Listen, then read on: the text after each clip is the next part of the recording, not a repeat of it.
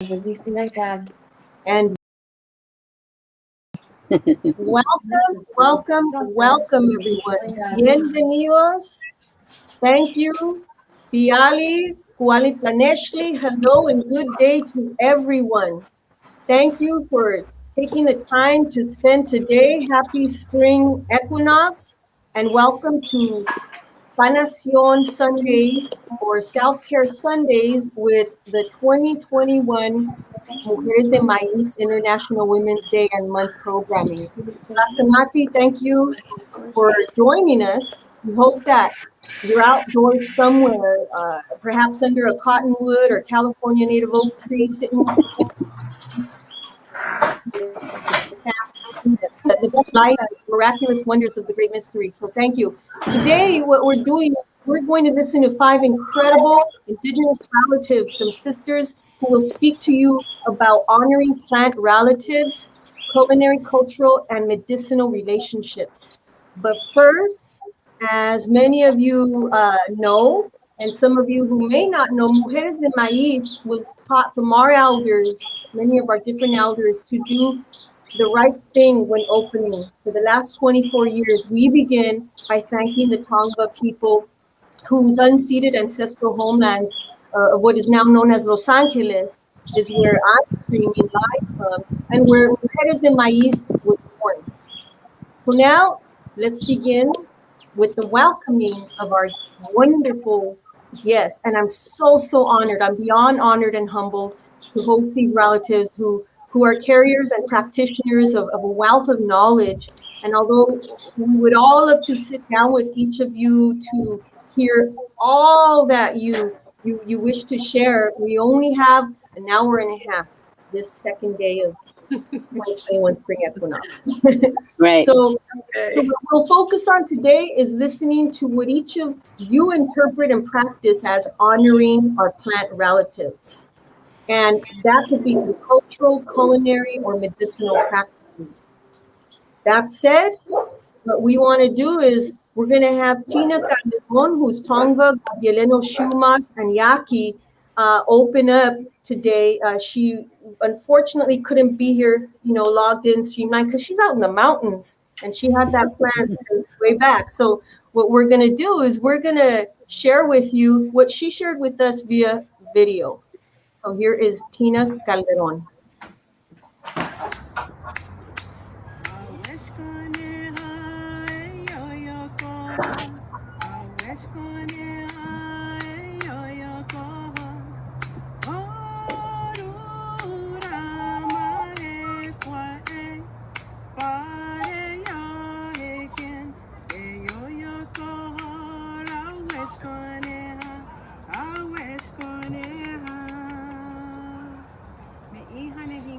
Hello, relatives. Tina,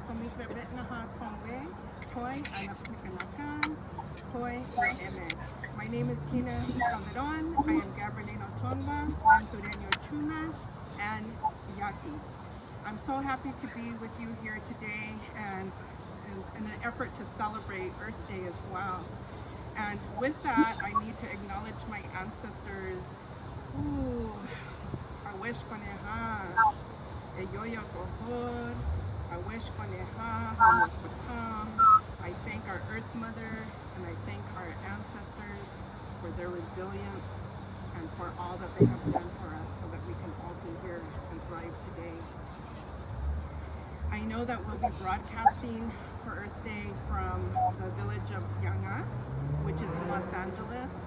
And personally, I wanted to come out to more natural territory. I am very close to the village of Hahamongna, and you can see that I'm amongst the oak trees and there's mountains behind me. And so if we think about that at one time before colonization, when our people were the stewards of these lands, this is what it looked like. Everything was natural, and the Tongva people always gave respect to the lands and the waters and never took more than they needed. So I just wanted to lay that foundation down. We could use everybody's help to just go back to the original ways, remember those old teachings, to take care of our lands, let our waters be pristine again, which in turn will help all the animal relatives, as well as the plant relatives, and of course the people as well. So I will give one other song and then close this out. So this is going to be to honor the ancestors.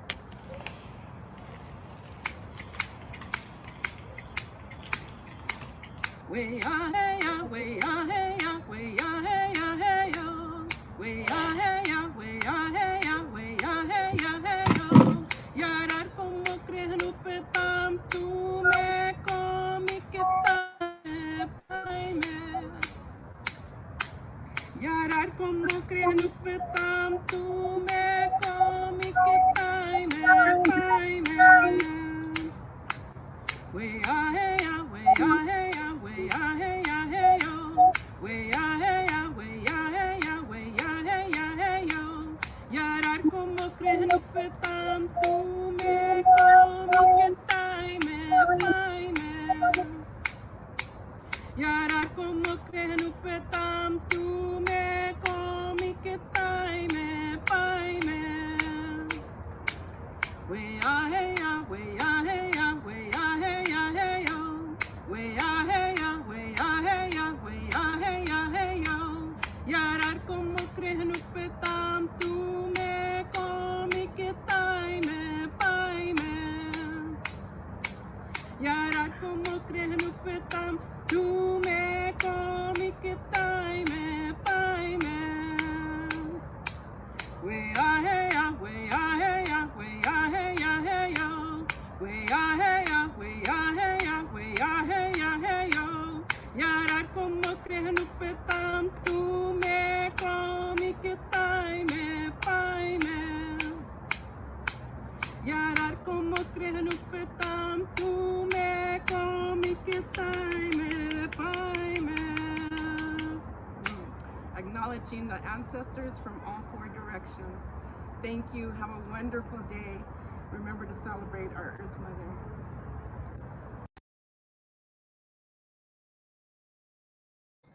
Beautiful, beautiful. Thank you, Tina Calderon. Thank you from the bottom of our hearts for sharing and for opening up in that way today. Very much appreciated.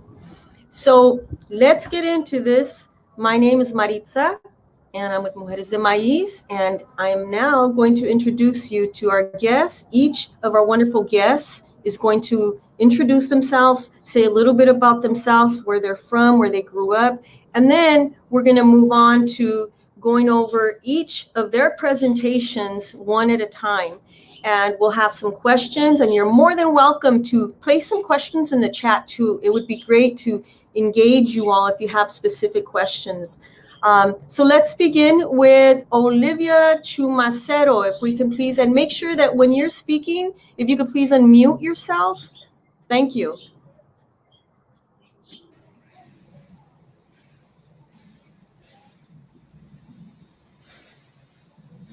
Okay, where do I go to unmute? Oh, where there? You're good. We hear you. Good. You're Okay, good, Olivia. okay. You're I good. found it.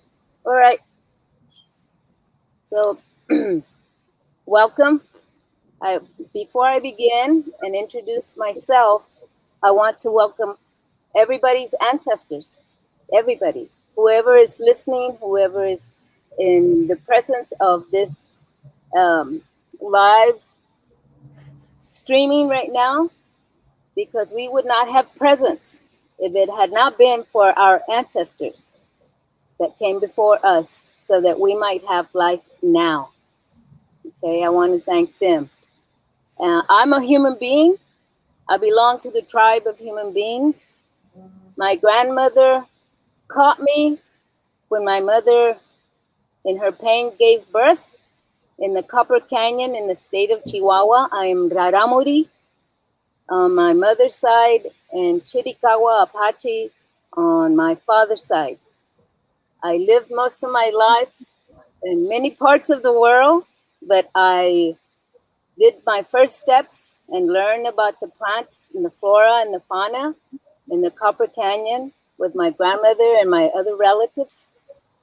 And then later on came to this part of the world to live, which is California. And now I have a relationship with all the flora and the fauna that lives out here and supports life. We as human beings are only one of millions of other life entities on our Mother Earth. We are only one. And the relationship that we have and the responsibility that we have for the flora and the fauna and all of the other elements that sustain life is something that we can no longer ignore, because we have created so much abuse and damaged so much of our home planet that now we must speak and act in a manner that shows that we are conscious and responsible. And I learned how to do and have this relationship with the flora because I was raised that way. And we used the flora and the fauna to eat, to create everything that we needed to live off, and for medicine. And so when you begin to have your first steps in that manner of life, with that perspective, it follows you for the rest of your life. So I am most grateful. I am most thankful for all the ancestors. Thank you. Thank you so much, Olivia. Thank you for that beautiful introduction of yourself. And please, let's move on to Lauren Sisquoc. Thank you, Olivia. Thank you. I'd like to thank the other panelists also. My name's Laureen Sisquoc, and I live in Riverside, California. I'm an enrolled member of the Fort Sill Apaches. We're Chiricahua Apache. I'm from the Warm Springs Band, or Chihene Band, and I'm a descendant of Mountain Kuya, who are the native people of Riverside County also. And then we're also descendants of Tohono and Paiute. And that's all on my mother's side. My father's side, I'm German, English, Irish, French, Canadian. So I'm a little bit of everything. I work at Sherman Indian High School, which is a federal Indian boarding school, a historic one that was part of the boarding school system that was set up to take away all these beautiful things that we're talking about today. And fortunately, that didn't happen. And at that school, I teach Native traditions, basketry, Native plant use, museum studies. I'm the museum curator and just provide cultural programs and activities at our school. Very blessed to do that, and very honored to be part of this panel with these wonderful people. Thank you. Thank you, Lauren Sisquoc. Thank you. And now let's move on to Dr. Elena Esparza. Can you unmute yourself?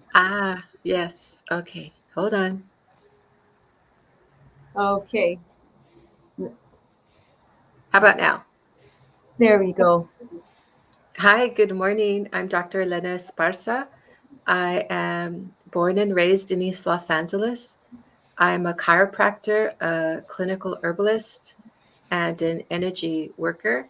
I've been in practice for 21 years now, and I have been close to the earth and the connection to my family, well, since I was born, right? And I still practice in East Los Angeles. My mother and my sister and her family live right next door, so that generational connection remains even now in the work that I do. I work from my home, and I also travel to the desert where I do. I have my other home in the desert, and I just continue to work from both places. Here I am in East LA. I didn't leave so that I could be present for all of you today. And I'm very happy to be here. And just my background is on my mother's side, they're from Central Mexico, from Guanimero, Guanajuato. And my father's family is Yaqui from Sonora and Southern Arizona. Thank you for inviting me to be here and to be a part of these beautiful women and to share what I have. And thank you, Mujeres de Maiz. Thank you. Thank you, hermana. Thank you, sister. Now we're going to move on to Alli Ramon Reyes. Welcome. Hello, everyone. As first of all, like thank you, all of the panelists and Mujeres de Maiz for inviting us here. My name is Alli Ramon Reyes. I'm a total urban child. I was born and raised in Anaheim, California, in Orange County. My descendants is of Yaqui, Chichimeca, Otomi on my father's side, and my mother was born in Chihuahua in this Tarahumara descendants. I did not grow up in these ways. I grew up very punk rock, very 90s kind of stuff. I'm a mother, I'm a sister, I'm a musician, I'm an artist, a creator. But also I ended up working with herbs and plants and this type of medicine stuff via my recovery from alcoholism, drug addiction, and mental illness. At the age of 15, I began drug addiction and alcoholing myself because I had what this side of the world called mental illnesses, right?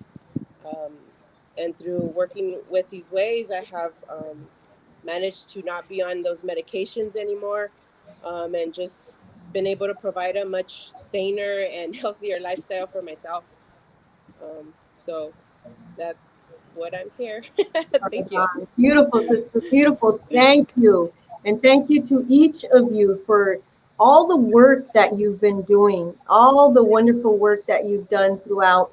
And, you know, if it wasn't for all of you sisters to continue to do this work, you know, we'd have it a lot more difficult. We'd be struggling a lot more than we're struggling, you know, especially with COVID.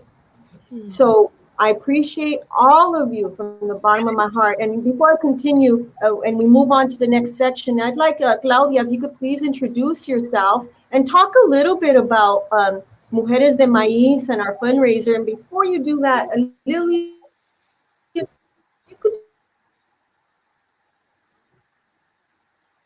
just take the stand. We have Lily here in the background work. So if you could say hello, Lily. Hi, everybody. Greetings and welcome. Thank you so much, relatives, sisters, and everyone out there in cyber world creating sacred space.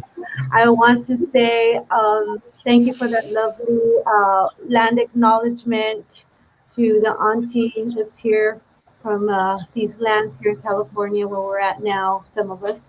And I want to say that please take care of yourself and continue to share this because this is for everyone. Not just us, not just one nation, it's all nations and all people from this land because we're all indigenous.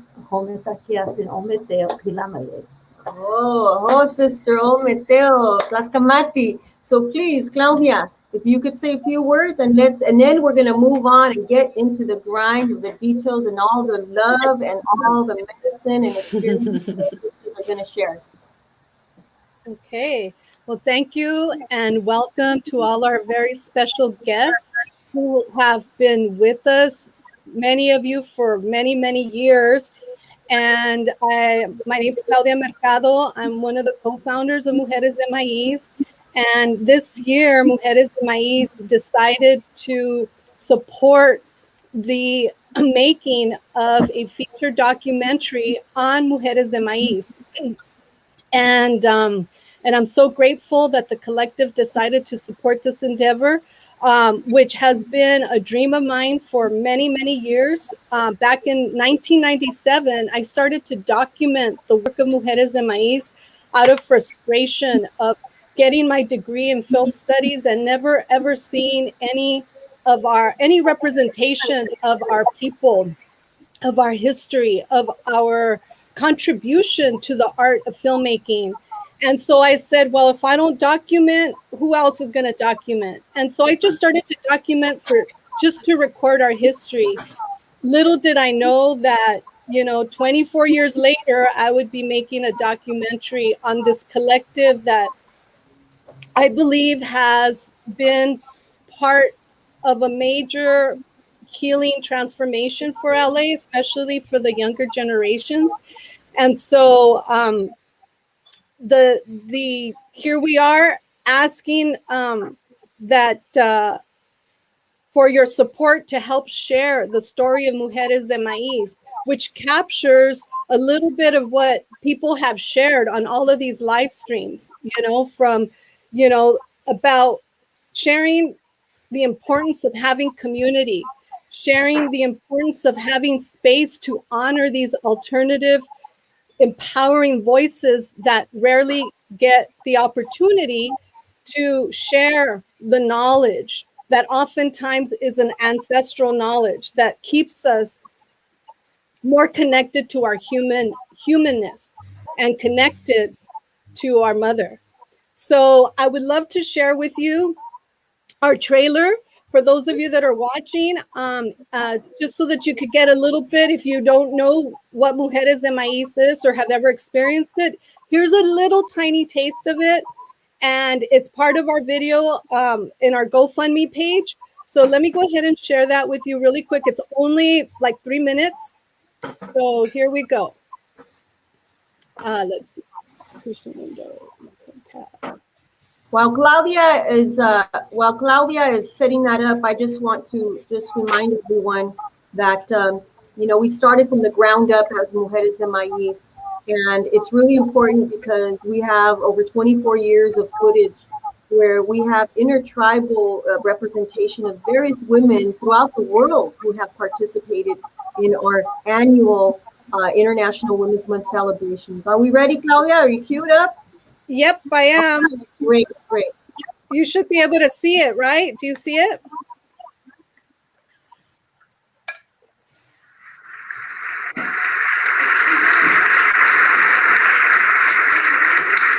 Thank you for the silence. I'd like you to close your eyes a little bit.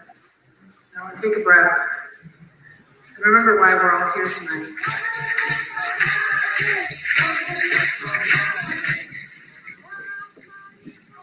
This story begins at the end of the fifth sun, when our diosas, our goddesses, gave breath to their initiations.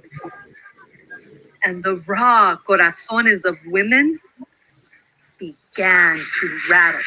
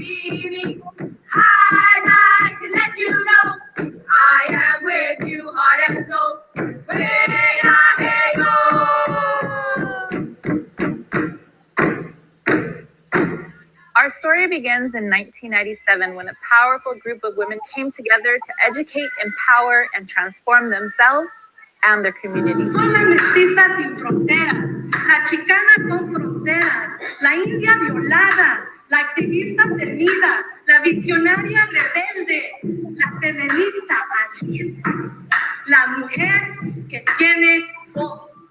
The early 90s marked a time of violence and discrimination in California. Our communities are being ripped apart from the inside out and the outside in. We quickly realized that what we truly desired was to fill the stage, the walls, screens, and pages with more women voices, beginning with our own stories. You are the first voice I heard. You are the first song that was sang to me. Women. I was born in the corn in the Barrio Borderland projects about snot. So who do we have here on the old school bush hour? My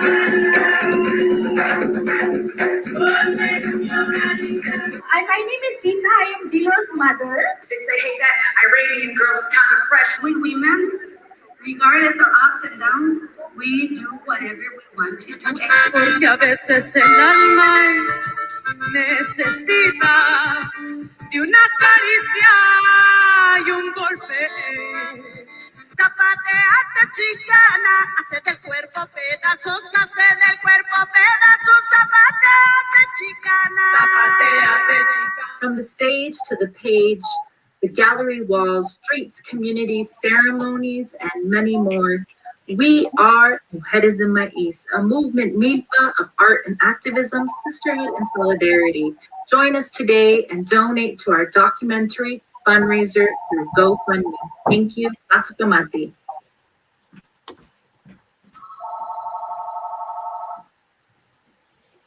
Okay, so let's see, can you hear me? Okay, so thank you for watching, and just to give you a little taste, there's so much about Mujeres de Maiz, and after collecting and documenting all the work of Mujeres de Maiz for 24 years, I think there's definitely a powerful story to pass on to the next 7 generations to come, and to also, claim our history here, where we have been empowering ourselves, our communities, and hopefully cultivating a new consciousness that appreciates and connects people to our great mother. So thank you so much. And with that, I open it up to the rest of our guests here. So thank you. Thank you very much, Claudia. As you all got a little glimpse of what this feature documentary is going to entail. And, beyond that, we're talking about impact. Everything that we give and that we do impacts someone or something or our Mother Earth. And that's a good segue to transition into our next guest. I've known this woman for the past 20 years. And when I first met her, I just felt like, oh my God, she has so much to offer. I was in a workshop with her, a theater workshop, which transformed me physically, mentally, and that was my beginning, my path with her and my involvement and learning all about not just plant life, but learning how to take care of our spirit, learning how to run for the land. And so without further ado, I'll stop there. I want to introduce you to Olivia Chumacero. And you're going to get a glimpse of what she does and how multi-faceted her artistry skills are. And we're going to start with a video. And I believe, Claudia, you have that ready to go to help introduce Olivia Chumacero.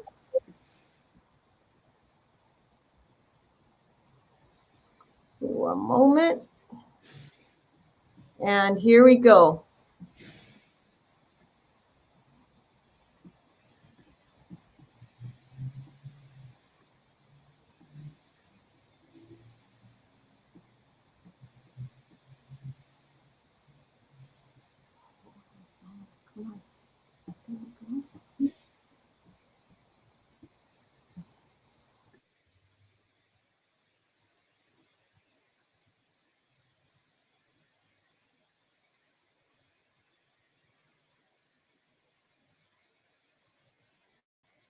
Well, thank you for your patience, everyone.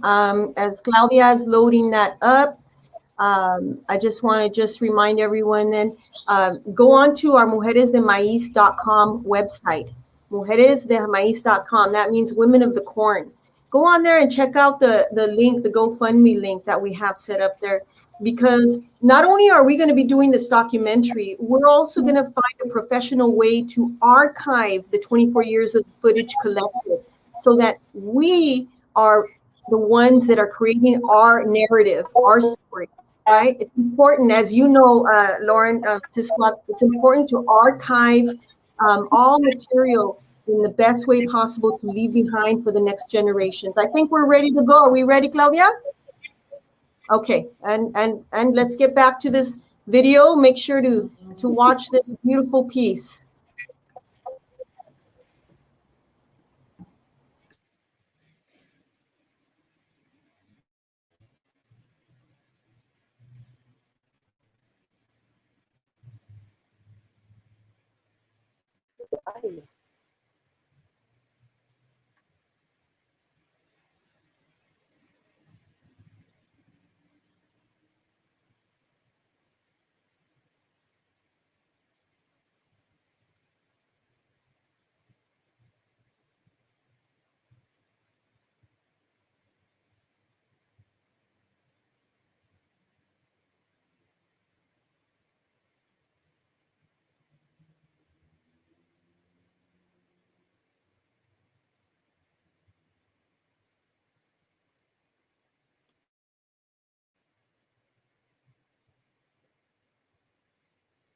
There's no audio.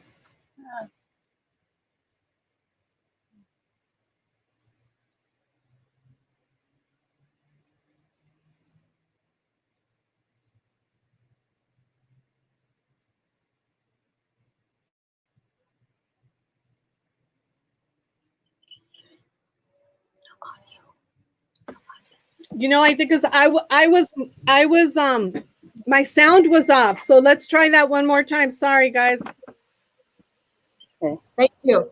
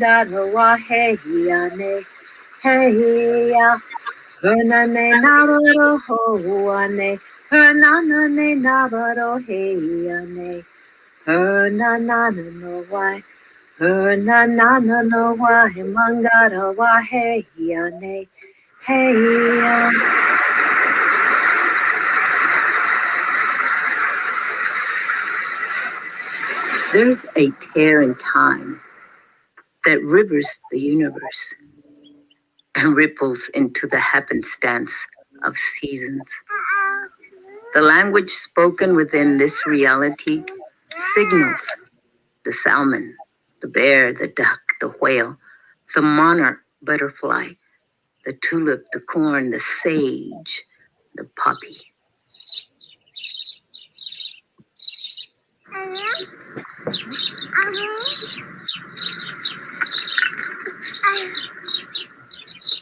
When and where to bring forth the next generation.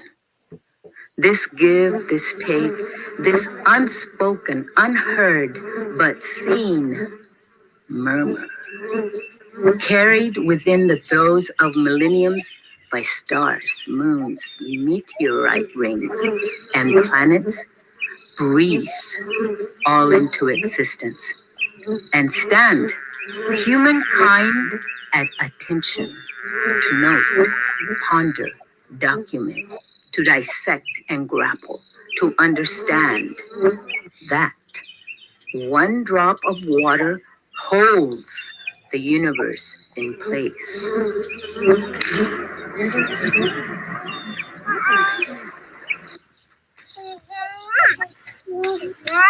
H2O.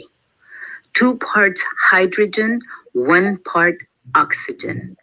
Cradled in the arms of our solar star, the sun. And here, on our mother planet Earth, it reads, it resonates in tonal frequencies of some reconfigured ash.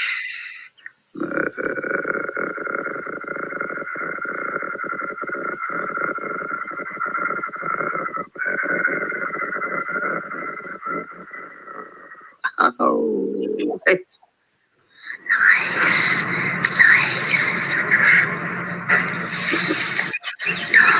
you got plenty.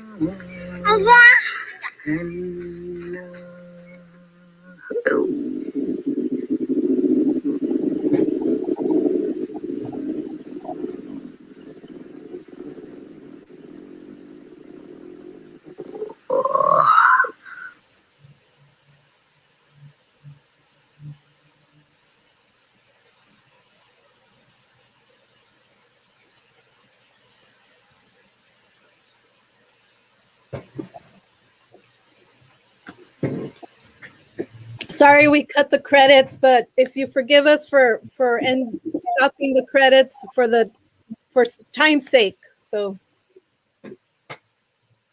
that was wonderful, Olivia. Thank you so much. Can you Thank you, Olivia. Thank you. You know, I'd like to say more, but so much has been said in that piece. And if we can just begin with you sharing a little bit more about what inspired that piece and why is it important for people to see it and understand the various layers of that piece now more than ever, and how is it that you are currently integrating and practicing the importance of plant relationships in your life now? Okay, well, I did that work because I know that we are in nature, of nature, with nature. And there is never any separation, even though people may feel like they're separated, that never happens. We are breathing, we are drinking water, we're using the energy from the sun, and we go home, our Mother Earth. And that relationship is one of responsibility. That was which I was raised and taught to see the world, to give me a perspective how we should be beings on one life, one aspect of the millions of other aspects that live on our mother planet.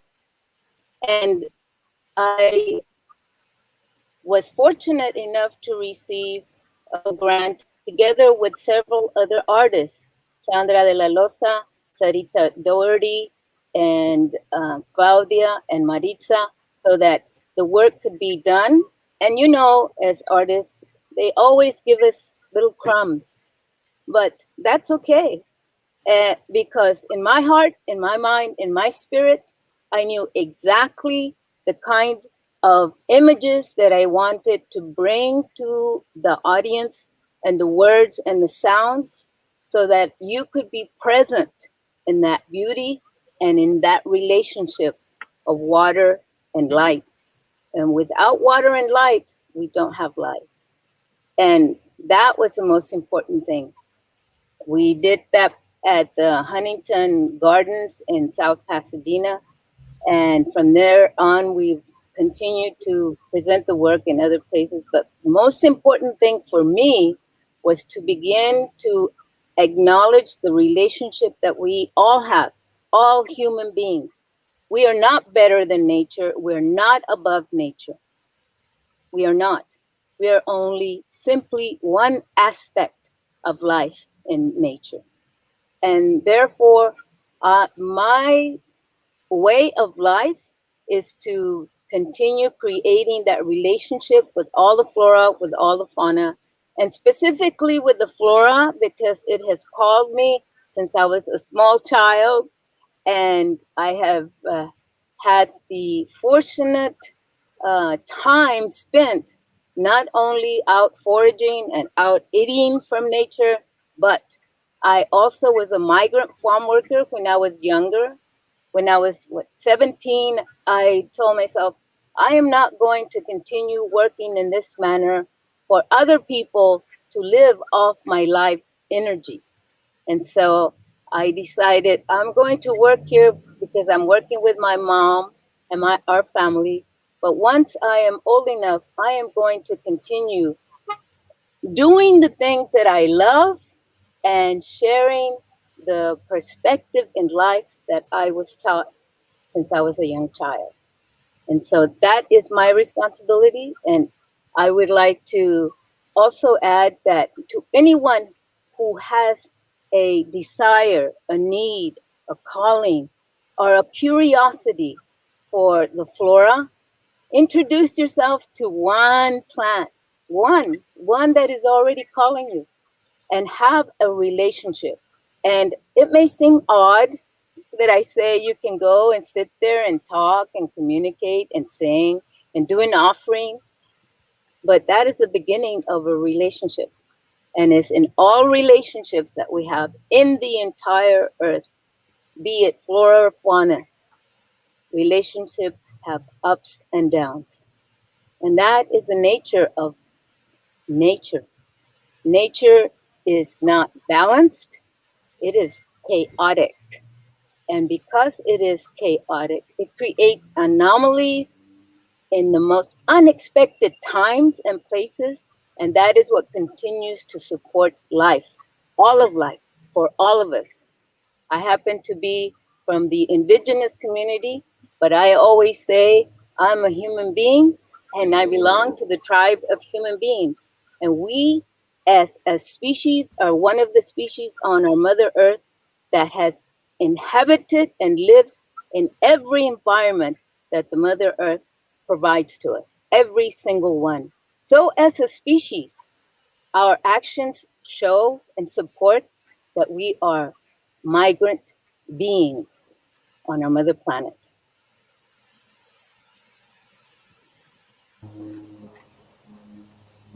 Thank you, Olivia. Thank you for emphasizing that.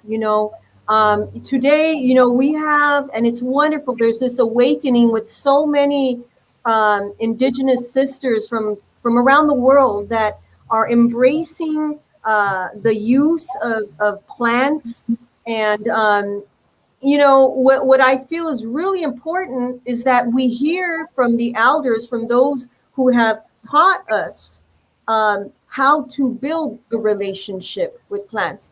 And I think that there's a fundamental principle that is oftentimes missing with the much younger generations that may be gravitating, as you say, to the plant life, but perhaps not really building that relationship that we need. Well, let me say that every single one of us has relatives, relations. Every single one of us has a history of our relations.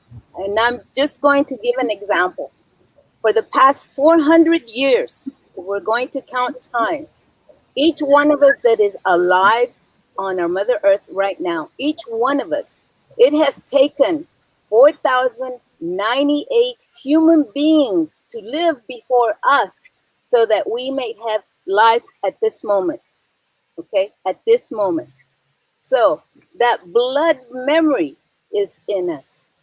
That blood memory is demanding to be present now. And it is demanding because of the manner in which we have treated nature, in the manner that we continue to pollute and waste. And it is a most unresponsible way to live on our planet Earth. And you may be a young person, but you have blood memory. But what I'm saying is, please do this with respect. Please do these things, not only respect for the people who are teaching you, but respect for the flora, respect for the fauna, okay? And of course, we have created all these government systems so that we might be able to live with each other in the billions, okay? And so systems are needed to be able to cohabitate. But in those systems, there is nothing that is inculcated in us at any stages of our life, whether institutions or not, educational or otherwise, where that responsibility is of the utmost and and it is at the very forefront of the manner how we should live as human beings on our Mother Earth. Okay, so you may be young and you may be coming to these ways, and your blood memory may be calling you and almost demanding at times that you begin to do this. But know that you must do it in a respectful and a responsible manner. Respectful and a responsible manner. And we cannot get away from money because we all need to eat. We all need a place to live, okay? Those systems have been created so that we may continue as life, but don't be abusive. Don't create another cycle of abuse of the flora and the fauna that has been a consistent manner of living on our mother planet since the industrial age. Since people began to think of themselves as superior to nature, better than nature. And that is our big problem as human beings, because we're not. We're only one of millions of other aspects on our mother planet. And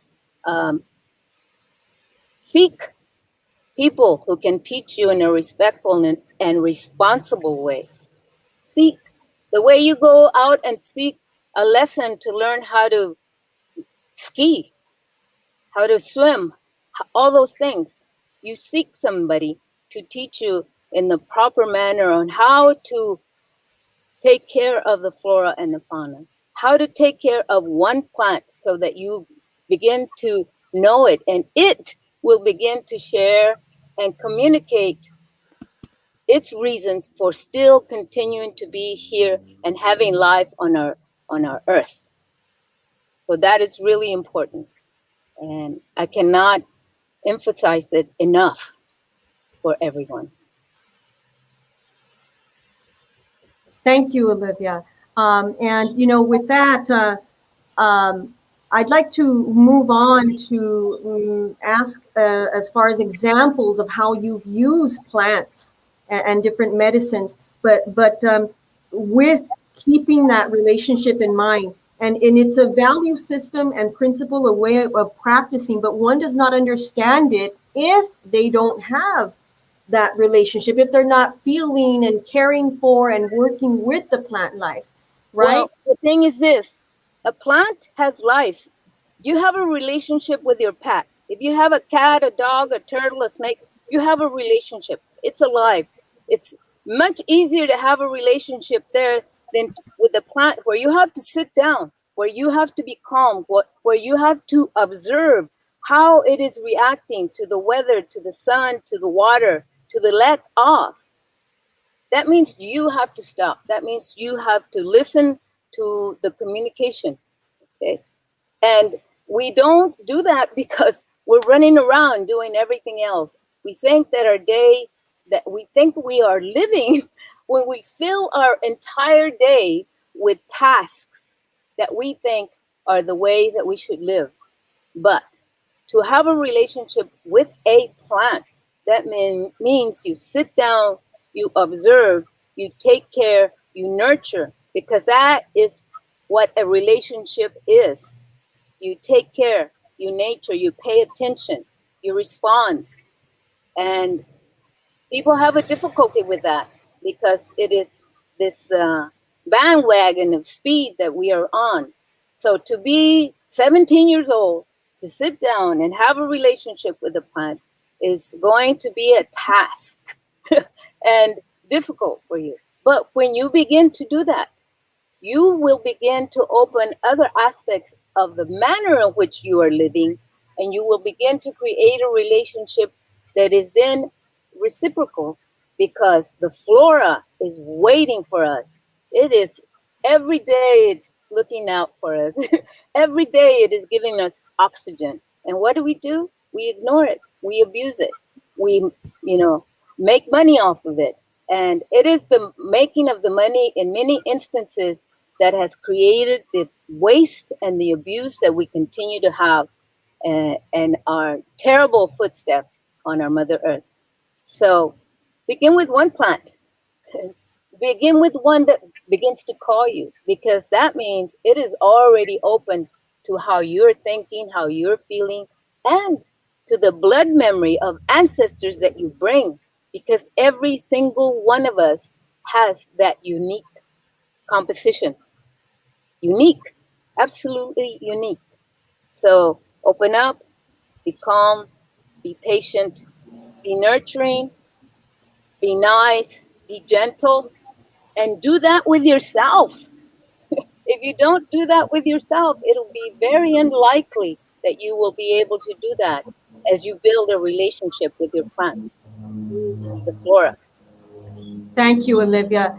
Thank you. And that's a great segue to move on to our next guest. We really would like to share, our next guest and all the work that she's been doing as well. All these women are doing amazing work. But, our next guest I met around 10 years ago, and it was through Olivia. And I was able to also meet her mother, beautiful Mother Amua, through Morning Star Foundation, Rachel Figueroa's grandmother's gatherings. And there's just wonderful work that she's been doing. And without further ado, let me introduce you to Lori Sisquoc.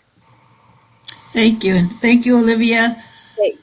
for all the work you do and all the inspiration. And it's just beautiful. I don't know are we able to pull up the slides and I can share with you about some of the things we do in our community? Yes, absolutely. Give me one moment. I apologize for the delay here. And as I'm pulling that up, there we go. Oh, go ahead. Okay, let me pull that up now. Share screen. We're all getting used to this technie life. So what I wanted to share with everyone is a little about the relationship that in our communities with our plants and how it has helped to heal our communities, and also, of course, giving back and healing the land, because that's what it's there for us to take care of it, to utilize it, to honor it, respect it. And there's been many plants in our areas that are just gone away because of that connection was lost. And we hear about that from our elders. And so part of us getting back out there and fulfilling our responsibility and connecting and taking care of the land, it's healing us and we're helping to heal the land. So I'm going to share a little bit about that with you. So gathering for traditional wellness, probably about 30 years ago with our basket weaving, it connects right in, of course, with the plants, with our foods, and I'm talking about our local tribes of Southern California, through the efforts of one of our teachers, Donna Largo, was our basket teacher. But she's also a plant lady, was a plant lady. She knew the plants. And she taught many of us baskets. And part of that, from her teaching, we committed to helping to teach and pass that on too. And so we'd have our basket weaving weekend campouts. But we always did it around other times when our foods were ready and our plants were ready, and because they're all connected in. And so we could see how it was healing our communities. And in my particular family, it wasn't passed on, like Olivia spoke about learning, as a child. I didn't start learning about our plants until my teenage years. And is in our family, my grandmother attended boarding school and was not back home with her families after the age of 10. And she remembered things, but bits and pieces, but not the details. And so it was later, my mom and I, when I became a teenager, that we were learning together and learning these things and remembering these things. And then fortunately in my family, that's what this picture is that I'm sharing here, is my daughter and my grandchildren. I have 3 children and 7 grandchildren and 1 great grandbaby. And so thankfully we're able to correct those things that now, I taught my daughter or my daughters and my son, and they're teaching their children, and it's passing on and carrying on the way it should be. So this is my daughter Blossom and my grandchildren, and they're collecting our barrel cactus. We call it kupachem. And it's the barrel cactus buds, the foods that we use. And so these plants are not only just there to nourish us, but also nourish our communities and bring back this wellness and goodness. Can we go to the next slide?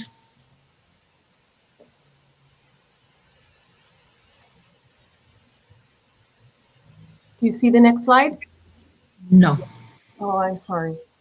Yes, I do. Oh, okay. Yeah, you had it. Thank you. And so in our community, probably in about 1985, Cindy Alvitri and myself, you got to hear her singing in Olivia's video. And her and I were able to form an organization called Mother Earth Clan in about 1985, 86. And we felt that our children, our Native kids in the urban communities in Riverside and Corona area, our own children and those in the community weren't able to learn some of the things that we were blessed to learn about in our younger years.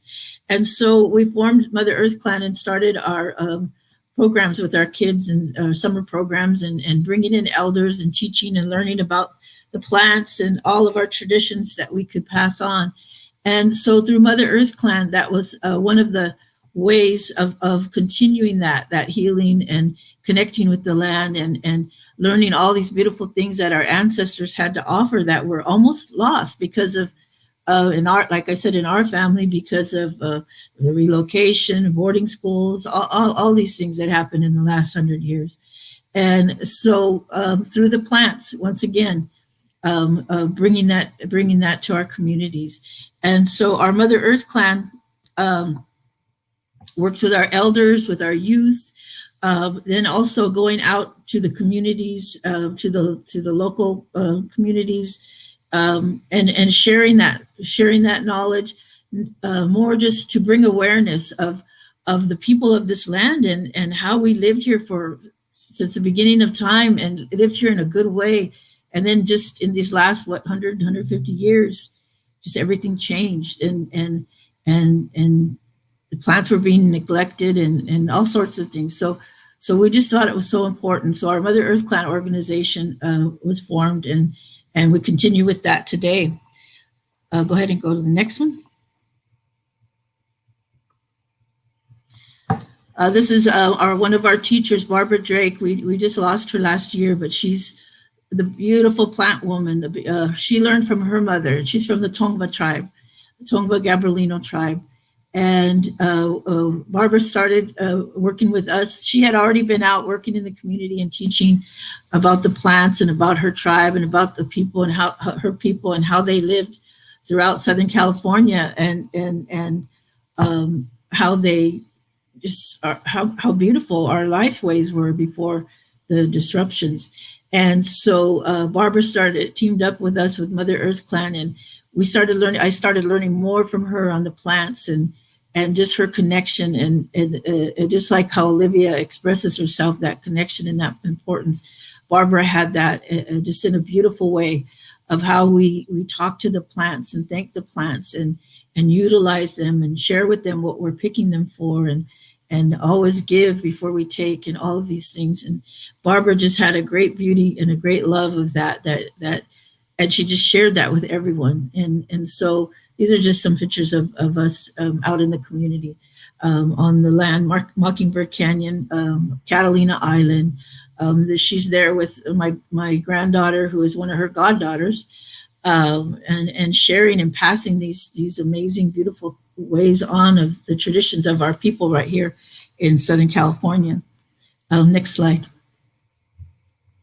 And then there's other places here in Southern California that started early on. The Malky Museum, Catherine Sabal and Jane Penn and all those that worked with them talked about this. Catherine always talked about our responsibility as Cahuilla people that we're caretakers of the land and to utilize these things, and so she'd been teaching about that and sharing about that since all her life, actually.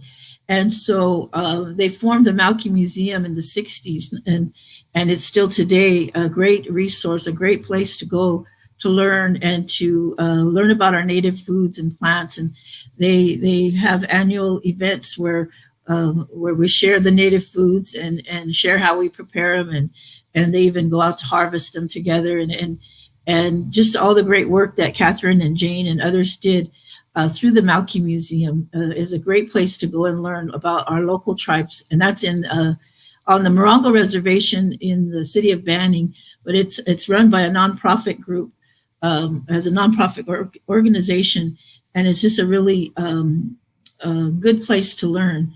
And that's where I also learned a lot from in my younger years, but just by going out and just by listening and watching and participating.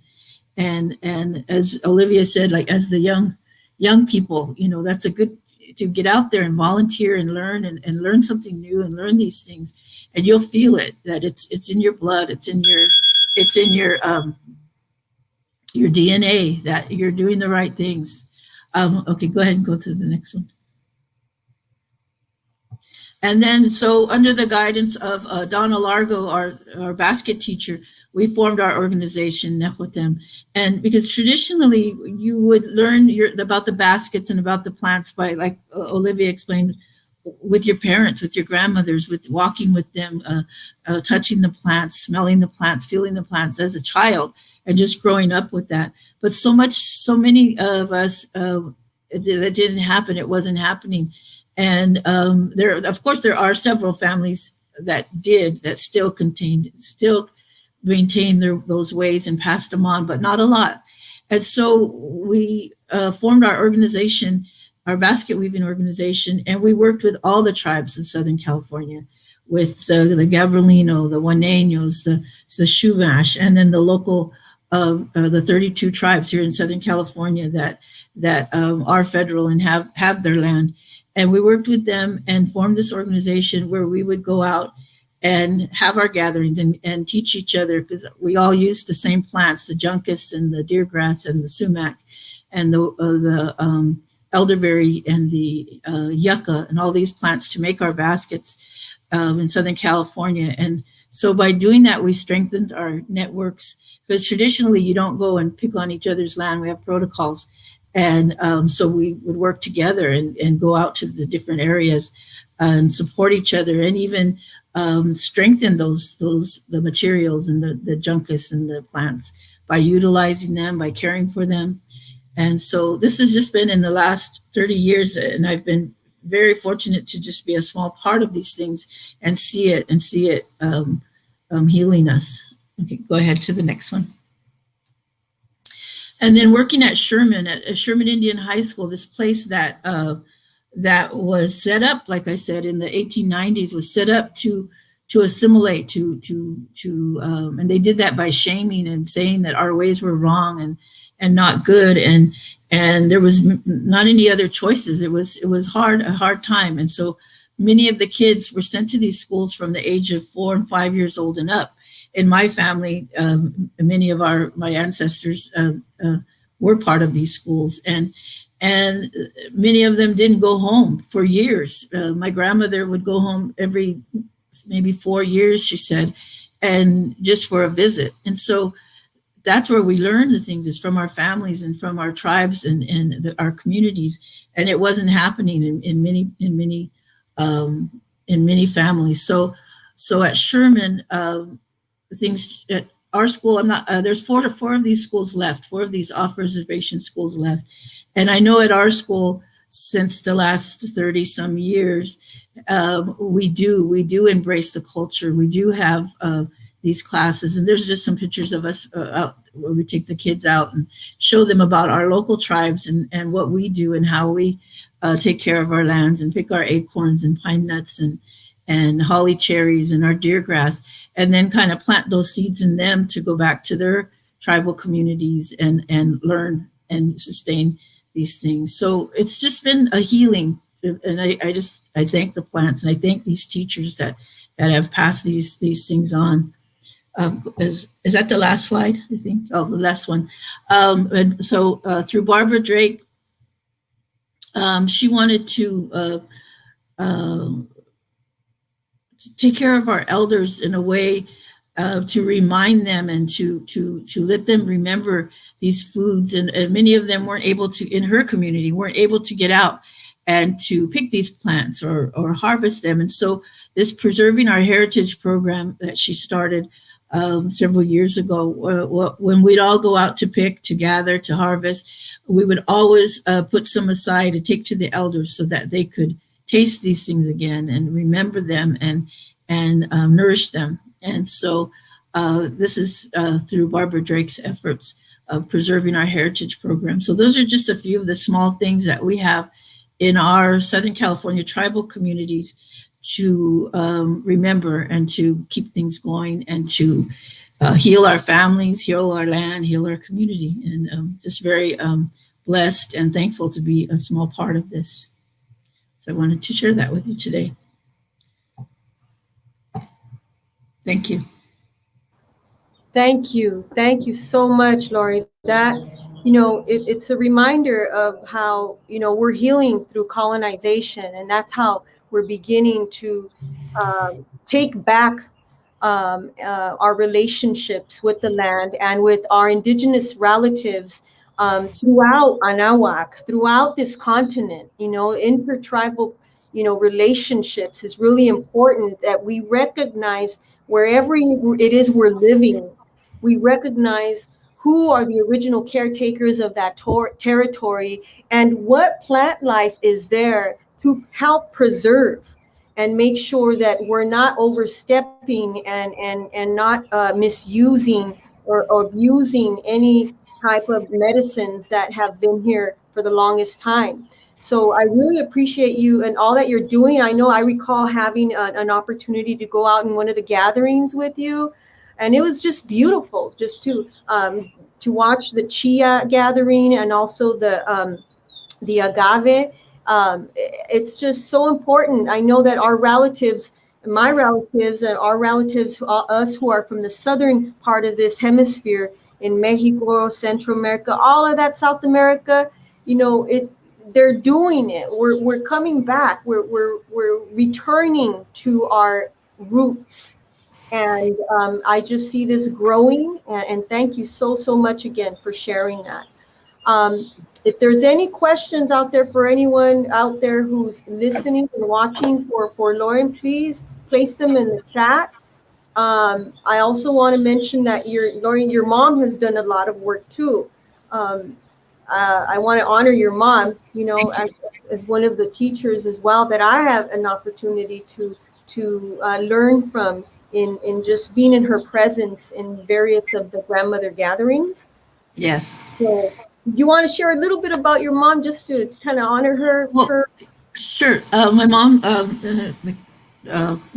Grandma Mua, is one of the things that many people know her as, and her name's Tonita Largo Glover.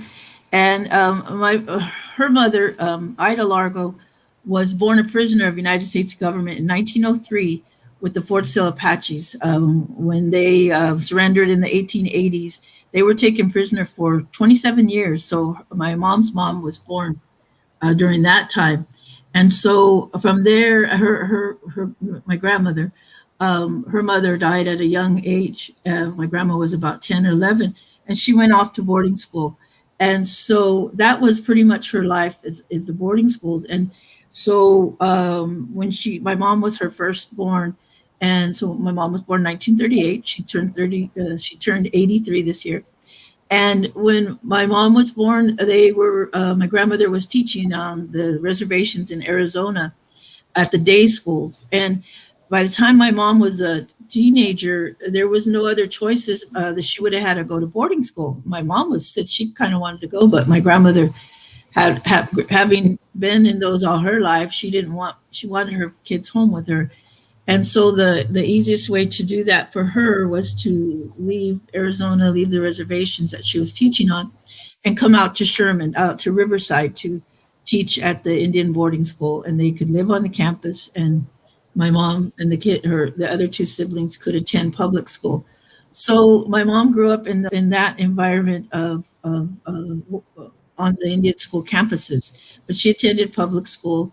And there were bits and pieces of our culture, our Apache culture, that were passed on. She didn't learn or even meet any of our Cahuilla family until later.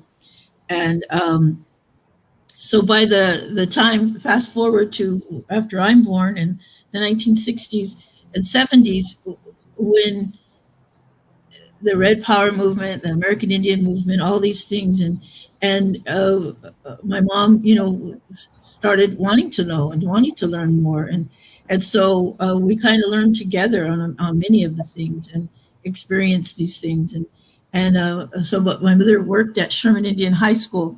She retired there after 30 years of working there, but she was always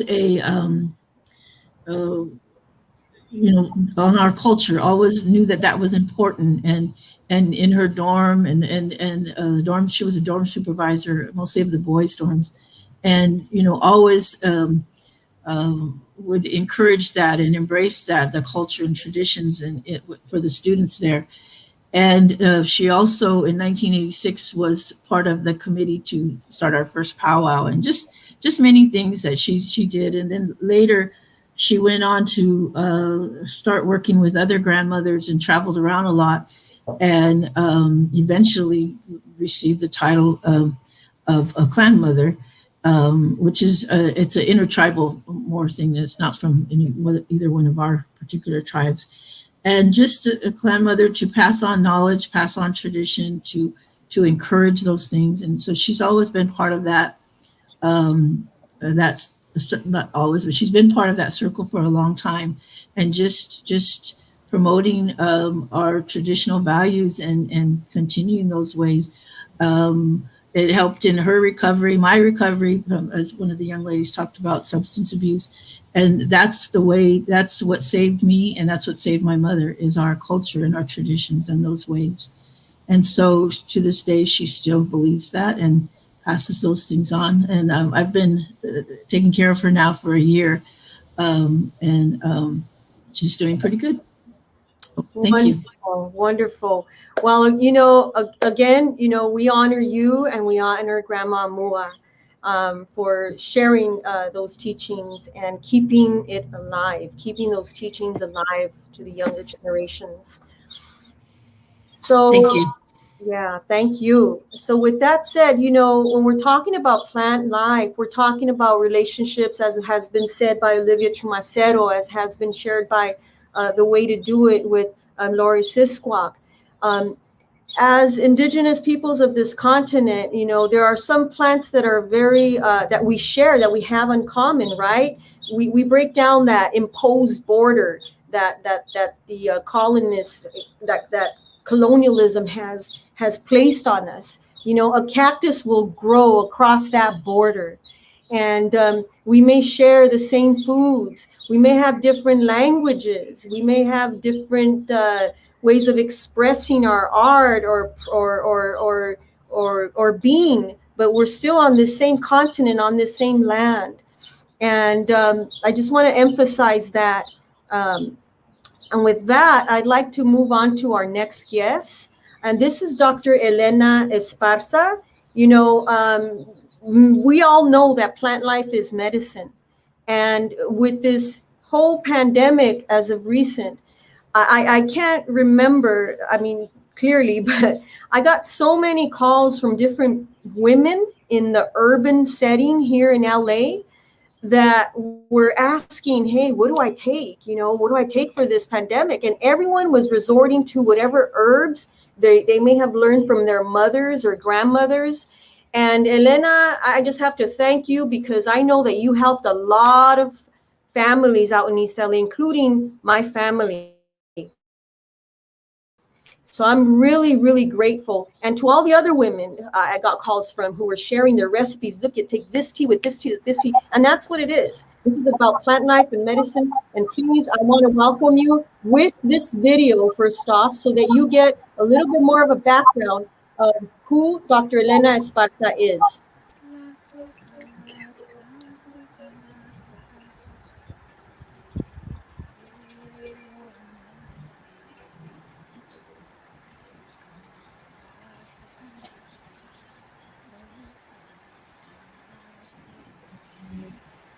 My name is Dr. Elena Esparza. I was born and raised in East Los Angeles. I am the 8th child of my mother, Olivia Esparza, and my father, Amado Esparza. And we were all raised with the blessing and the watchful eye of my grandmother, Guadalupe Aviles. She, when I was growing up, she was the matriarch of our family, and she literally lived right next door. And it was really actually through her that I was excited and curious, and because of her passion for her plants and her garden and her remedios and her way, I was wanted to, it's like I could feel and taste what she was doing, and I wanted to be a part of that. So it's really that blessing of having my grandmother so close by that got me involved in the earth, putting my hands in the soil. And my mom, because there were so many of us, she would be like, go outside and play. And she would give us treasure hunts to do. And we lived on top of a hill where there were no cars, and we had this freedom to roam on this beautiful land that we grew up on, that my grandmother cared for and that my mother grew up in. So there were these generational history of this land. And as a child being set free there, I really dove into feeling the earth and playing with plants and wanting to know more, and hiding under the nopales and the magueys that lined the property. And I feel like that introduction and being taken to the desert and being around people who ate from the earth, that became the foundation for me, and the understanding that this was very important. And so the beginning of my journey as an herbalist came with that introduction. How that moved into healing came as my curiosity grew and grew. I would pick up any book about herbs, but it wasn't enough. I wanted to feel it. I wanted to taste it. I wanted to see where they grew. So I spent many years going on journeys. I went through journeys through Mexico. I was part of the Peace and Dignity journey. And along the way, I met so many beautiful healers and teachers, and continually feeding that curiosity and that understanding that we as humans, we are in a symbiotic relationship. And when we can learn how to listen and to be still, we can see the wisdom and the gifts that the plants give us. The more that I can help and teach and bring understanding to others about how plants work, and that there is everything on the planet that is listening to us and has adapted to our craziness and can actually heal us. Everything is medicine, and if whatever I do helps you understand that and find the medicine within and how the plants speak to that place, then my job is a good one. So I really want to thank you, Mujeres de Maiz, and my grandmother and my mother and my ancestor, Mama Bola.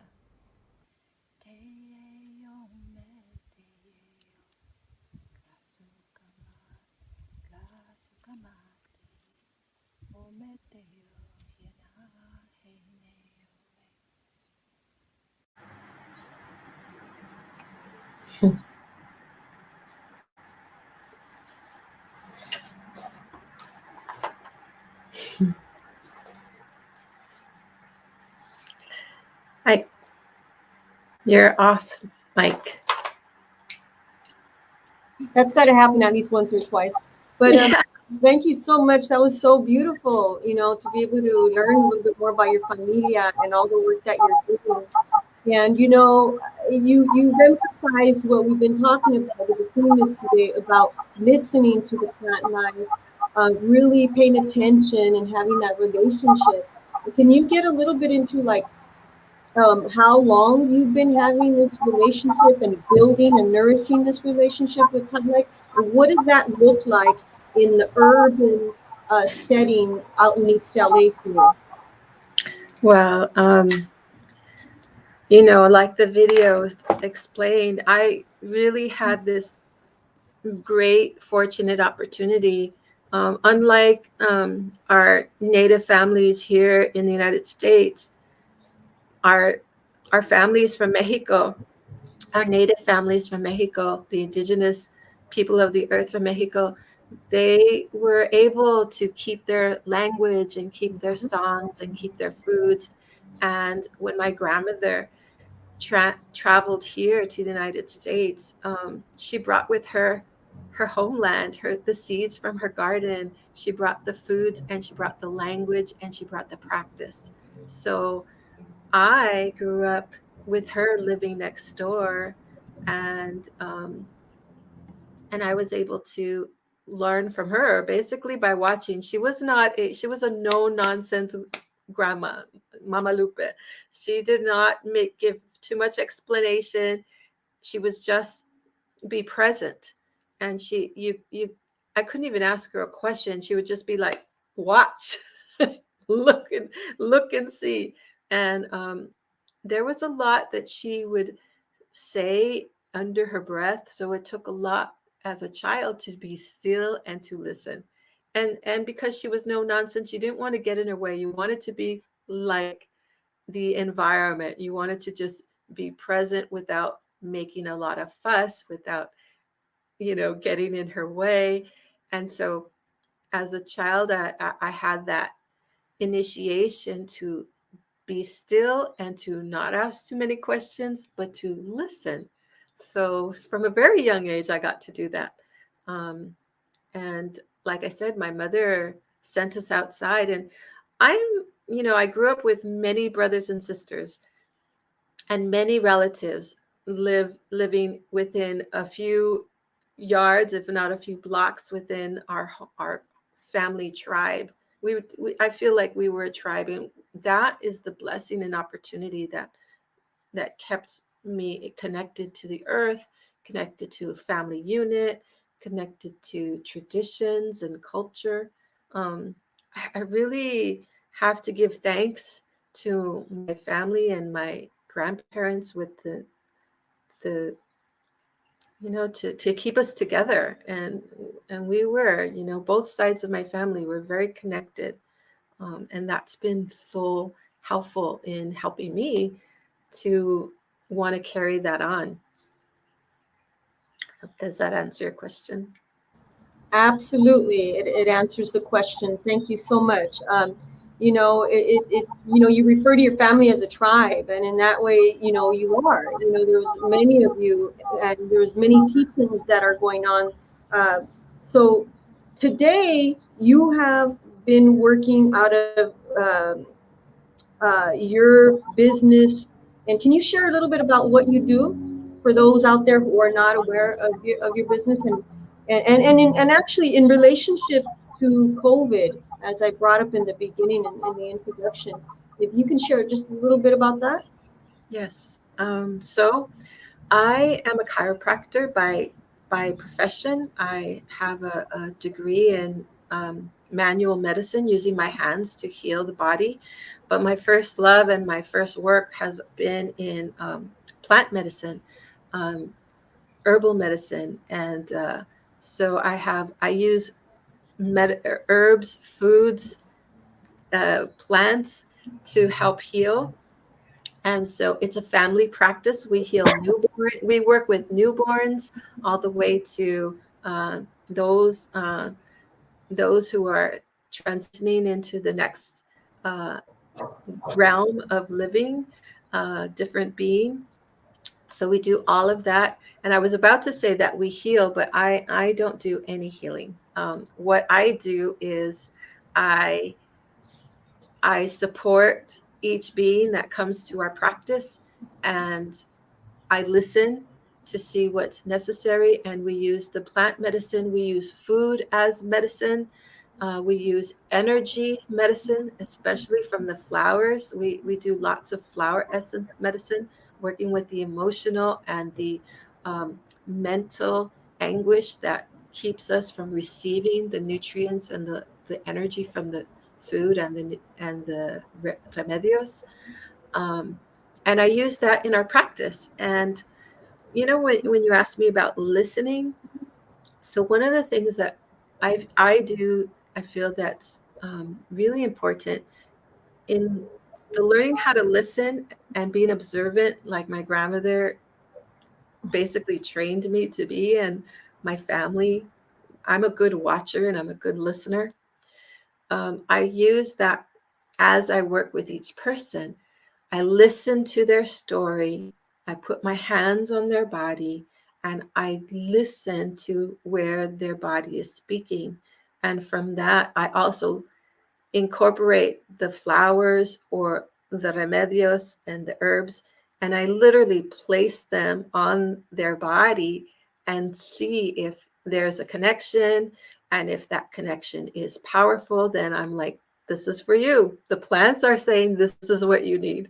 And when we talk about food, I listen, I test the different foods, and I listen to their bodies speak to me and to them, because they can feel it, on what is their truth and what is their yes, and what is going to be beneficial to their healing and to their transformation. So what truly heals are the plants in connection and relationship to the person that receives them. Now, if they don't do it, they don't get to see all the results that, the plants are saying, I'm in partnership with you. If you just let me, I will help you.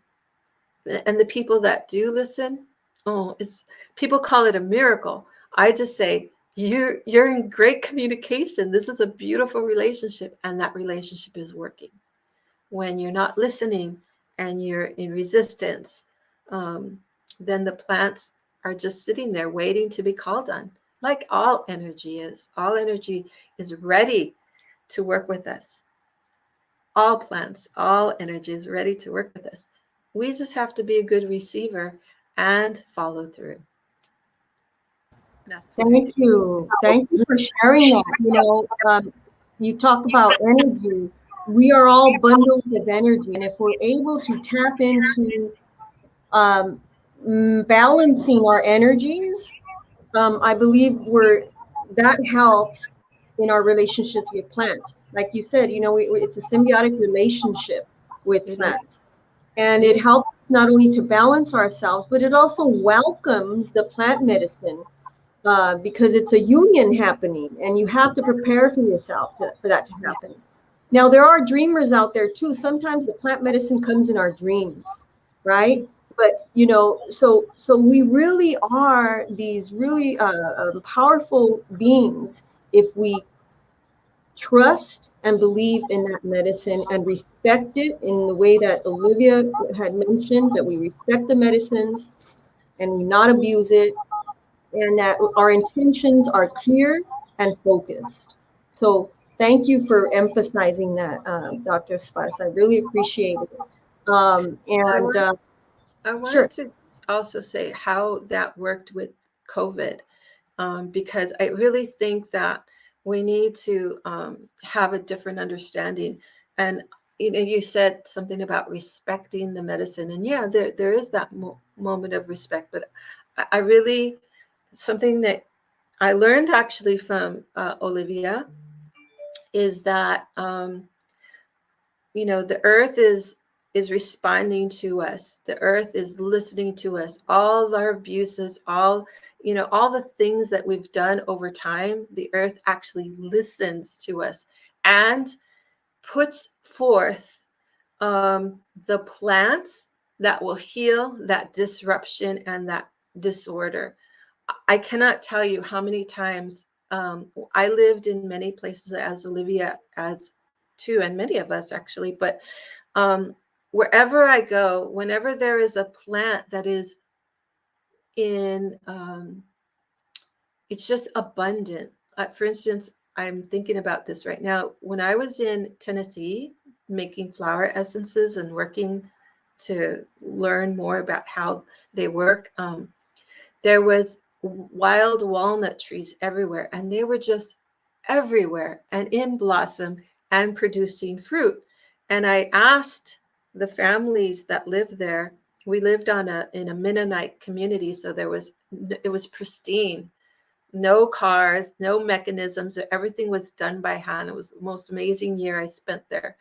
But one of the things they're saying, we haven't seen these walnuts bloom for years. They were just kind of dormant in this energetic stage of dormancy. And what I learned when I paid attention was that that was the medicine that needed to be used that year. And I've seen that and what is walnut good for? It's good for parasites. It's good for fungus. It's good for internal, gunk stuck in our system. And that year, I had lots of people who needed this medicine. They had fungal issues, living in mold, and just sick internally. And it turned out to be the medicine of choice. This year, during the pandemic, the medicine that has come up for me on a regular basis are two things consistently. One is peppermint or yerba buena, all the mints, those really tangy mints. And the other one was manzanilla, chamomile. And although I've used many powerful herbs as well, that I know, and the other, three, St. John's wort.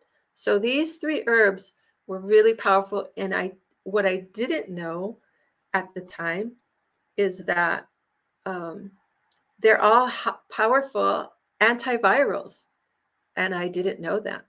But what was growing a lot when I went to harvest in the mountains or even in my own garden was manzanilla, mints, and St. John's wort. I picked St. John's wort all during that, the season before it was coming. And so listening to and observing what's present, the earth is going to always speak to us. And this year, just so you know, what's been prolific this year, besides my manzanilla, which is continuously working, I have two things that I'm interested in because I'm looking at how powerful they've just grown. One is nettle. I have not seen so much nettle growing in my garden and in wild places as I'm seeing now, which makes me consider two things, like going back to COVID. So St. John's wort is, everybody's familiar with St. John's wort. It's a beautiful, calming, helping to settle the mind. Many people use it for an antidepressant, but what many people don't know about St. John's wort, which I also learned, I knew two things. I knew about the healing and the calming of the mind and settling the soul. And I also knew one more thing about St. John's wort. It is a powerful blood purifier. Have you ever taken St. John's wort and crushed it in your hands? It turns it bright red. The flower is yellow. It looks very insignificant. You'll see it growing along roadsides in the mountains. But when you grab it and touch it, it turns bright red. It's got a deep red it's oil that's part of that flower. And that is kind of the sign that it's a blood purifier. And I knew that. So whenever anybody had a cold, or I would always make sure St. John's wort was in it, besides helping you to calm down and feel better. But the other thing about St. John's wort is it's a powerful antiviral. So it actually breaks open the outer coating of these encoded viruses, which coronavirus is one of them. So it turned out to be perfect. Anyway, the reason I'm saying that is because during the time of COVID, that St. John's wort was also about calming the mind. And that's how we addressed it. One of the things is, in order to heal a virus, you had to, one, purify your blood.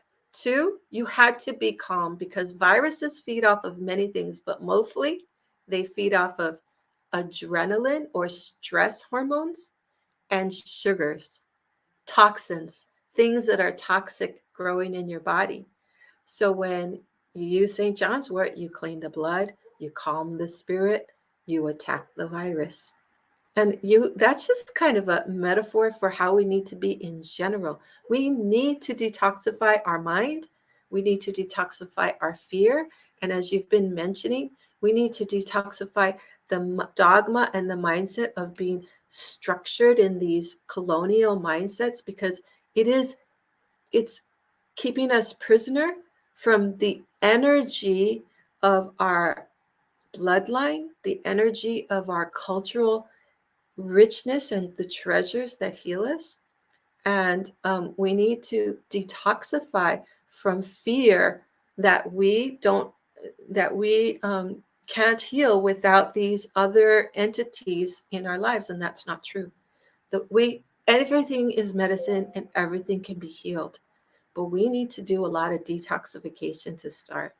And nettles, just the final thing, nettles is telling us this year, as the energy of the nettles is saying, now that you have cleaned, or hopefully you have taken the time to clean and detoxified your life, now it's time to nourish, which is the nettles. Nettles is a nutrient. It's full of sunlight energy.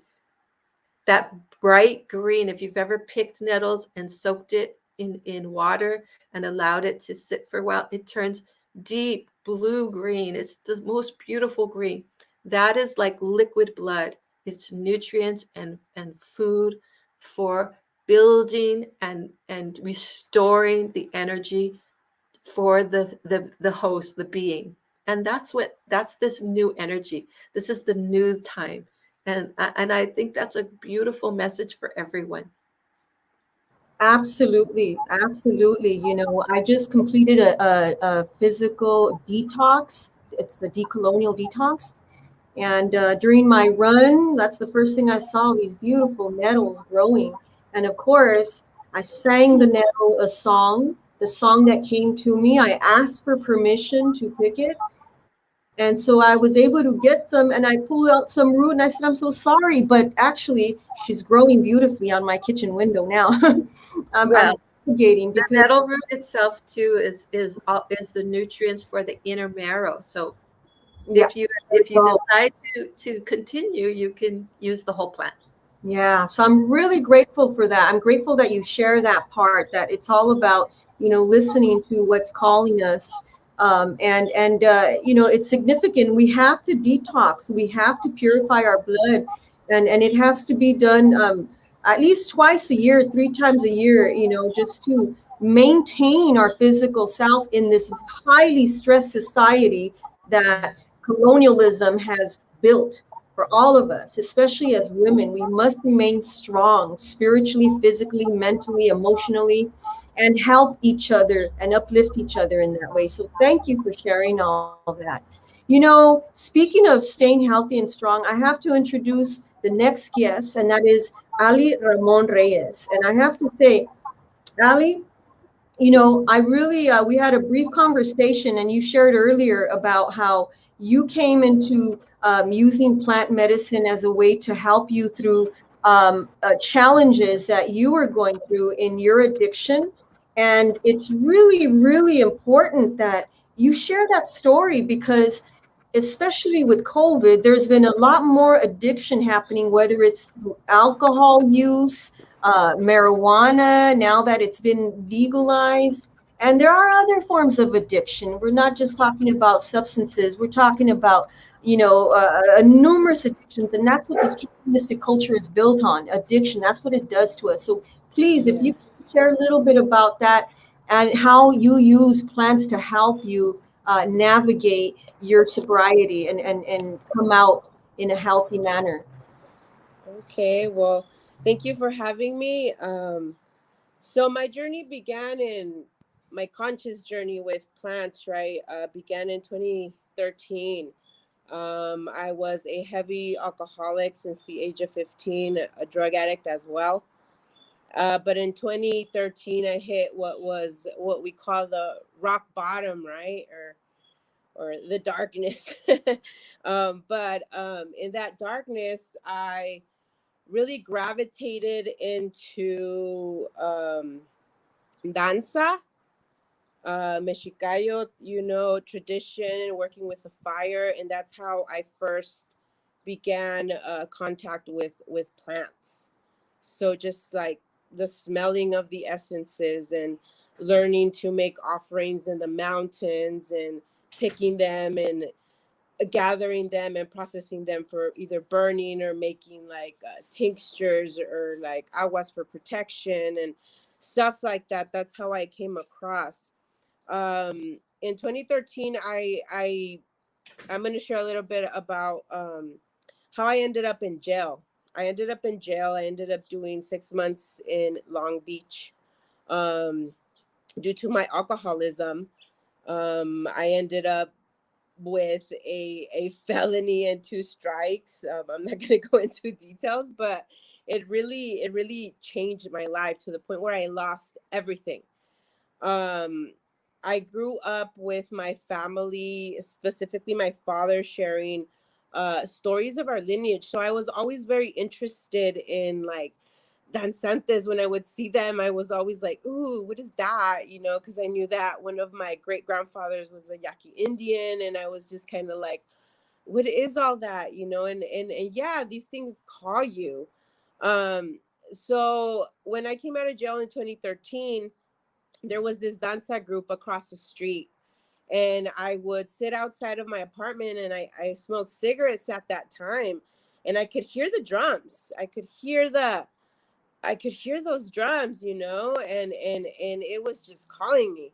So I walked across the street one day and I just kind of showed up there in my shorts and t-shirt, and I talked to the person running the show at this place, and his name was Juan Lopez, and at Ponderosa Park Community Center. And I was like, hey, well, can I join? He's like, yeah, hop in, and I just began there and I never left.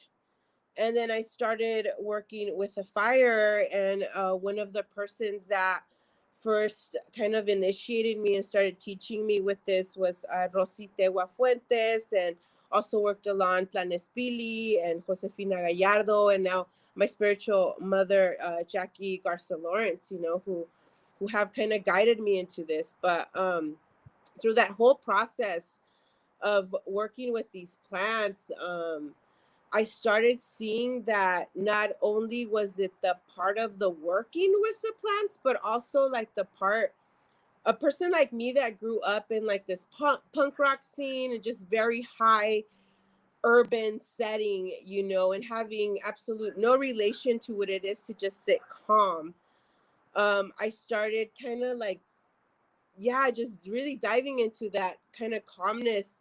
But also, I'm going to say that the whole action of just being in nature is also the medicine, because I know like running and walking and just kind of taking those hikes does slow you down. And I'm going to go ahead and share a little.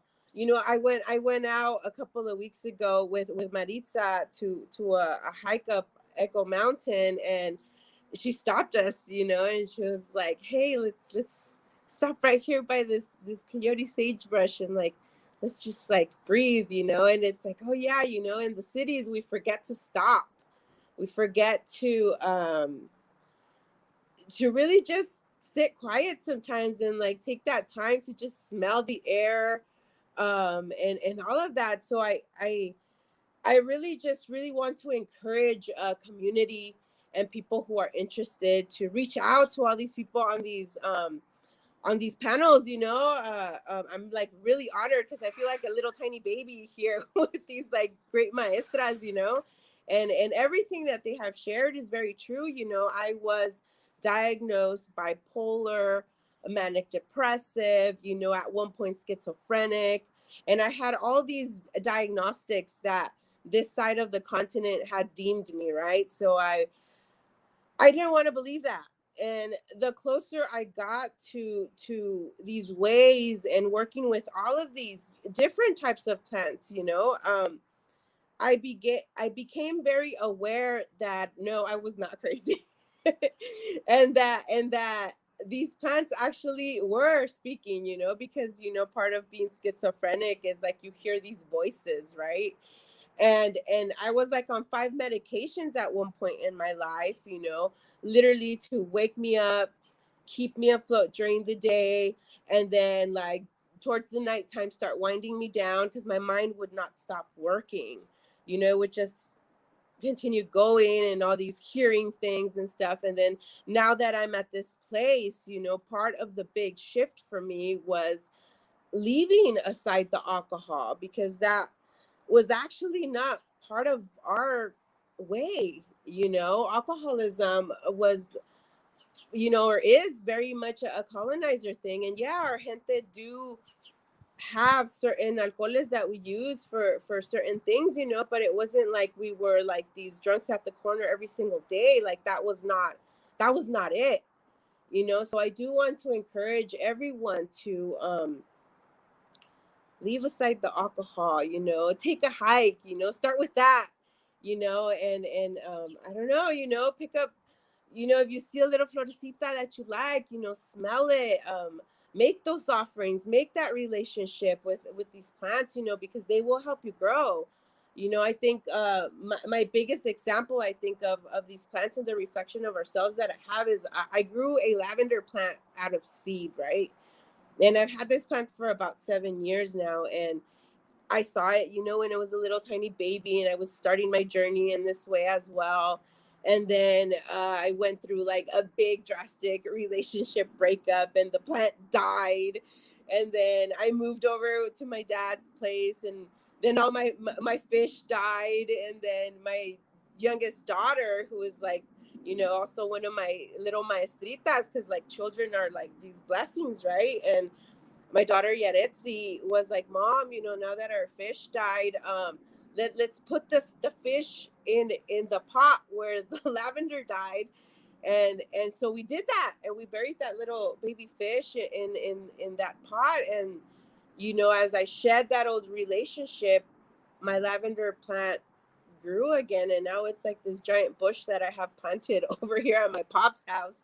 And it's just like also those relationships, right? It's like a reflection of who we are, or where we are in our state of spirit, with these plants. So I do want to kind of focus on that. And also, you know, the abuse of marijuana, you know, like we've taken it so far that it's just kind of like, I understand that there is people that might need it, you know, for certain things, you know. I know that even for me, marijuana for a time coming off my alcoholism did aid in a lot of the depression and the anxiety that comes with not knowing how to be, right? Because that's part of why we become alcoholics, is that we just don't know how to be or stay still in places where we're surrounded by people and we have all these things going on, right? So yeah, I'm gonna go ahead and give marijuana credit for that. Yeah, it's a good way to wing yourself off of heavier drugs. You know, my drug of choice was methamphetamine and alcohol.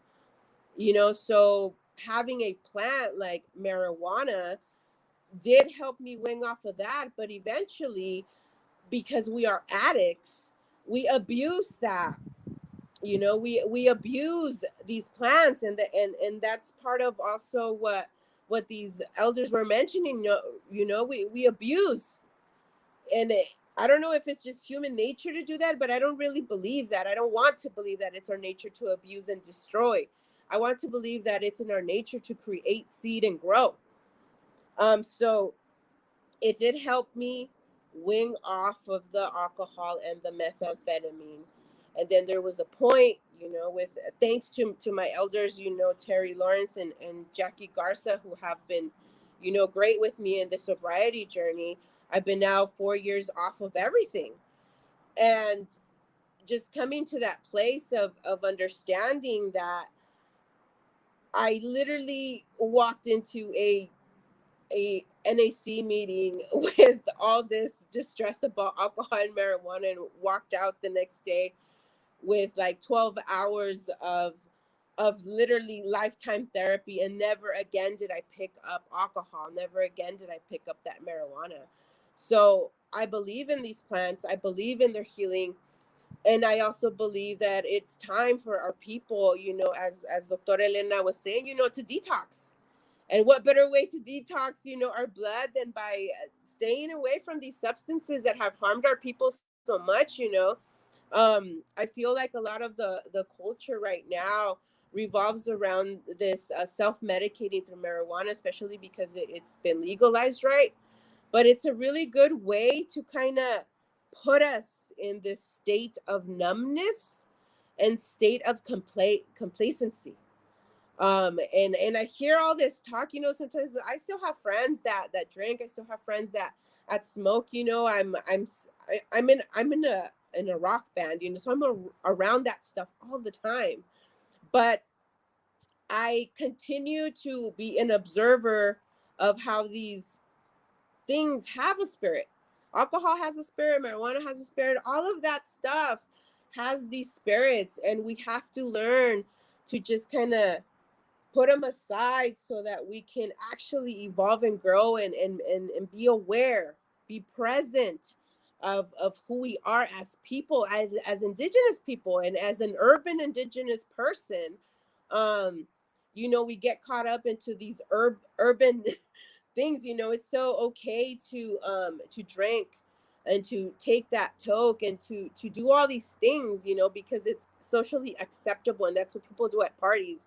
You know, like our people didn't actually do that, and at least from what I can grasp and what I have learned so far from all these maestros and maestras, and through just working and being out in nature, like we do need to go back and rescue a lot of this. So I think part of my growth has been the rescuing of these things, because I did not grow up, you know, like this, like Olivia. I did not have that, you know, I didn't. My parents came across the border and they worked all their life. And yeah, you know, maybe they gave us little manzanilla tea here and there, and we grew yerba buena and stuff like that. But I never, ever conceptualized having an actual relationship with the plants until that point in my life, right? When danza came in and I became aware of all of that. And so yeah, that's kind of my journey with plants, and now I'm kind of wanting to share that with folks through making agua florida and infused oils with the herbs. I personally don't like to work with what do you call those, the essential oils, because I feel like sometimes they're too strong and sometimes our bodies are just a little not used to them. I kind of like the whole process of like getting the plant, working with the plant, holding a prayer, you know, putting it in the little oil and doing all of that. And now I've started creating also salves, you know, and a lot of these things I also learned through like the punk rock DIY kind of Skillshare setting, you know, where it's like, oh, let's make our own soap, let's make our own salve, our own crema, you know, and stuff like that. And then you piece that part. I piece that part of my life with what I now know of plants and put them together. And now I want to share that with people that may not always have the access to be in these spaces, or that have access to go to ceremony. You know, I'm very much catering to these people that I see at shows that have all these struggles. And those are my struggles, you know, so it's like I can relate, and if I can bring a little piece of that into their lives through like some little oil that maybe to them it's like, oh, it just smells really good, you know, and I like it, and it's like, well, yeah, you know, I prayed over it, and the ancestors are in it, and it's gonna help you, you know, like it's gonna help you, and I'm just really, you know, in awe of seeing how things work and for full circle, you know, it's like, oh my God, like I was that person that needed that help, you know. And I also want to acknowledge women's circles, you know. Here in Orange County, I had the blessing, you know, to be part of a women's circle here on Mesiwat, you know, and all the sisters there were always so open and so gracious with their hearts to share everything they knew, you know. And I'm just like, yeah, like infinite gratefulness for everything that happened to me in my life, because now I can bring that back to some folks that may never come to these circles. So that's kind of where I'm at, you know. And I mean, I don't know, do I need to say anything else? No, you know, thank you. Thank you so much for sharing that. I thought it was really important to have you to be able to hear your voice, to be able to hear your experience, because whether we ourselves have been struggling with alcohol or any, you know, other form of drug addiction, we definitely may know somebody or somebody in our family that may have. And that is all part of decolonizing ourselves. We have to really start with ourselves, right? And there are various ways that can happen for different people, whether it's beginning through meditation, whether it's, you know, an experience that you went through, or it you know, it may not just be one type of medicine. It has to be a comprehensive way of healing yourselves. And what we're saying here, what all the sisters have shared, is that one, we really need to build a relationship with plant life, because they're powerful. They're powerful relatives that have gotten us through the deep lows, and we need to give them back the respect that they deserve, and continuously practicing that in our everyday life. And every morning we wake up, we thank them, and we have to go back to those ways. We must. So thank you for sharing that. And you know, we are coming to a conclusion, everyone. It's just been a wonderful afternoon to be able to talk with all these incredible sisters. We had Olivia Chumacero that started off. We had Dr. Elena Esparza, and we had Alli Ramon Reyes. And, you know, it's really unfortunate that Olivia had to leave because she had poor reception, because she's out in the mountains, you know, and that's where I wish I was, right? We all should be out in the mountains. But we're here. We have these urban indigenous communities that are trying and working through surviving and thriving in this way. So I want to thank each and every one of you, Lauren Sisquoc, Dr. Elena Esparza, Alli Ramon Reyes, Olivia Chumacero. You're going to see this later. We love you all. We honor you all for all the work that you're doing, beginning with yourselves, for your community, for your family, and for our ancient relatives, the plant life. We thank you for that. And if there's any way that we can continue to do that work together, whether it's through these type of platforms or acknowledge that work, let's keep doing this. We're in a different age, and it takes incredible women like yourselves to really break through those barriers of colonialism and create the new world that we're trying to create together. So thank you for that. Now, I want to share one last thing. This is going to go back to Mujeres de Maiz. We have this fundraiser, everyone. We're trying to raise that money for our feature documentary. And this is not only going to help the feature doc, it's going to help us to professionally archive all of this footage for us. So please go to our GoFundMe page, go to the mujeresdemaiz.com website and check us out. We've been doing this work for over 24 years now on a voluntary level. Everyone has volunteered every year. And so this year we're asking you to give your part, $1, $5, $10. If you have friends that really have bank, hey, talk to them about our work. Have them write a check for us. It's going to benefit the community. It's going to benefit everyone. So we really, really appreciate that support. And so now, if each of you could just close off with a goodbye, we'll start with you, Lauren, because we'd like to hear a farewell from each of you. Yes, thank you so much. It was an honor to join and to share a little bit and to hear the wonderful stories and all the good work everybody's doing. So thank you so much. Thank you. Thank you. And Dr. Esparza?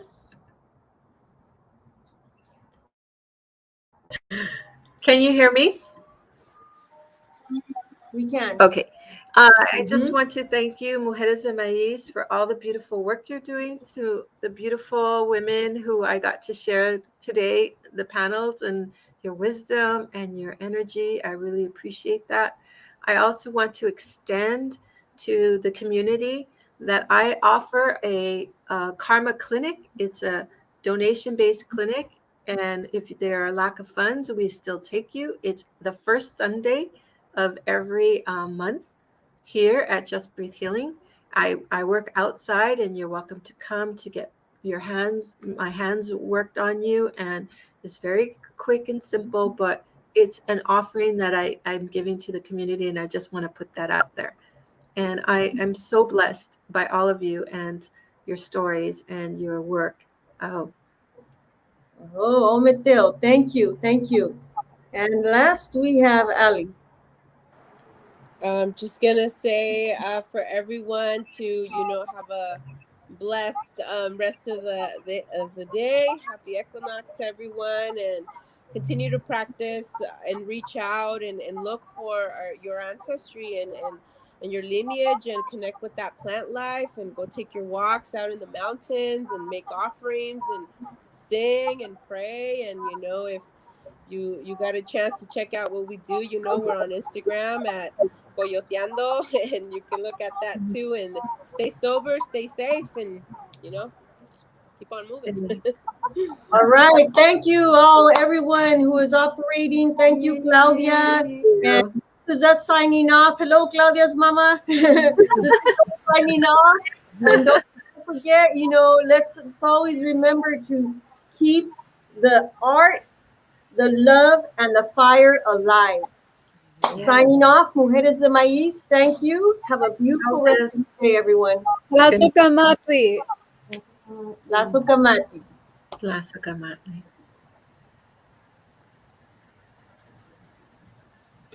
That was awesome. I like your floozy. Oh,